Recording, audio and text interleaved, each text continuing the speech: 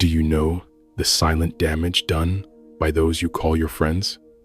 They sit beside you, they laugh with you, they celebrate your victories, but in quiet moments, their presence chips away at your discipline, weakens your resolve, and numbs your soul to the call of greatness. Seneca warned, associate with people who are likely to improve you. Yet what do? You wrap yourself in the comfort of familiarity, of shared vices, and mutual mediocrity, and you call it loyalty. But loyalty to what? To whom? If a man is drowning and his friends only offer more water, is that friendship or shared suicide? You tolerate their gossip because it feels harmless. You excuse their laziness because it mirrors your own. You laugh off their cynicism, their constant deflection, their fear of ambition, because calling it out would demand that you confront it in yourself.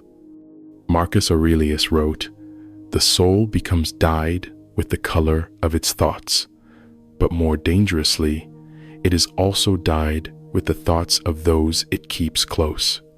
You are not just the product of your own reflection. You are the sum of the minds you permit into your sanctuary. When your so-called friends mock discipline, mock reading, mock restraint, mock that quiet fire you carry for something more, they aren't joking. They are warning you that they will not follow, and if you wish to keep them, you must stay small. And you, unwilling to be alone, clip your own wings to walk among them. Epictetus taught that if you want to improve, be content to be thought foolish and stupid. But what do? You perform dulling your seriousness, muting your hunger, becoming a clown to be accepted by fools. How many ideas have died in you, unborn, because you feared how your friends might laugh? How many mornings have you skipped your practice, your reading, your reflection, because last night you were pulled into their distractions, their emptiness, their rituals of avoidance? This is not friendship. This is friendly sabotage. And worst of all, it is easy. A true friend challenges you. A true friend offends you. A true friend makes you uncomfortable because he reminds you of who you could be. Think of Musonius Rufus. He trained his students not just in speech, but in endurance, in pain, in hard living.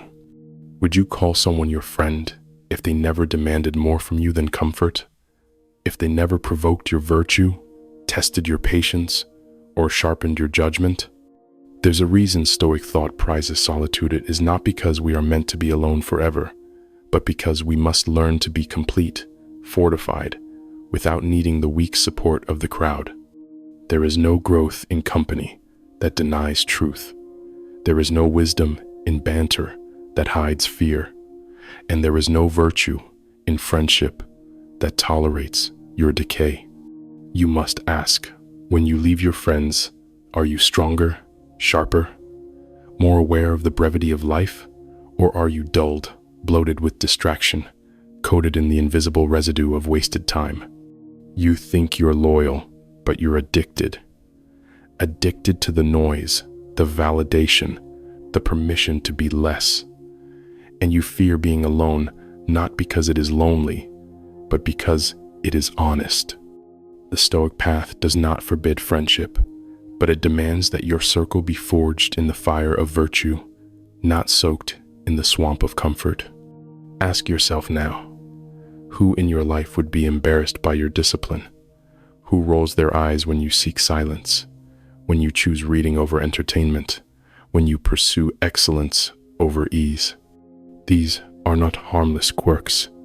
These are signals that you are surrounded not by companions, but by anchors, and you wonder why you don't rise.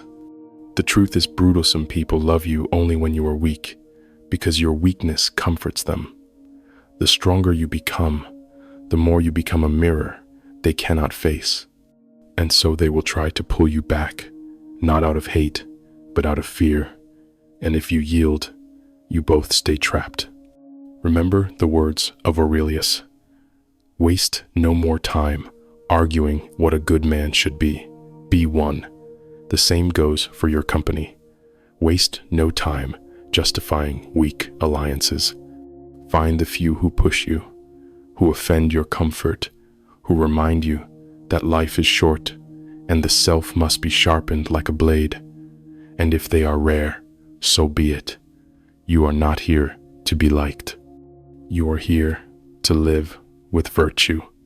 Better to walk alone in the path of wisdom than to dance in the crowd of fools. So ask yourself, truly do your friends make you better, or do they just make you feel better? One leads to glory, the other to rot. Choose.